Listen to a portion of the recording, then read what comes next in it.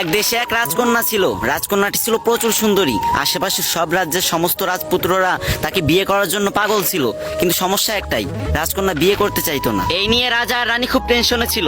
রাজকন্যাকে অনেক বোঝানোর পর অবশেষে সে বিয়েতে রাজি হলো, কিন্তু বলল আমার একটা শর্ত আছে। আমি যে ছেলেকে পছন্দ করব তাকে আমি একটা পরীক্ষা দেব। পরীক্ষাটি হলো সে 3 দিন 3 রাত একটানা ঘুমাইতে পারবে না।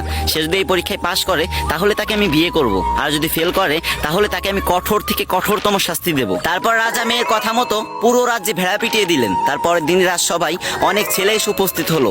তার ভিতরে রাজকন্যা একটা ছেলেকে পছন্দ করলো। এবার ছেলেটার পরীক্ষা দেওয়ার পালা। রাজকন্যা যে রুমে ঘুমাতেন সেই রুমের দরজার সামনে ছেলেটিকে দাঁড় করিয়ে রাখলেন এবং রাজকন্যার দাসীকে বললেন, তুমি এর দিকে খেয়াল রাখবা, এ যেন সারা রাতে একটুও না ঘুমায়। ছেলেটি প্রথম রাতে একটুও ঘুমায়নি, কিন্তু দ্বিতীয় রাত যখন আসলো তার শরীর এতটাই ক্লান্ত ছিল যে সে দরজার পাশে ঘুমিয়ে পড়তে বাধ্য হলো। তারপর রাজকন্যা ঘুম থেকে উঠে সেই ছেলেকে কঠোর শাস্তি দিল, আর এই খবর পুরো রাজ্যে ছড়িয়ে পড়লো। কিন্তু এই খবর পাওয়ার পরও তার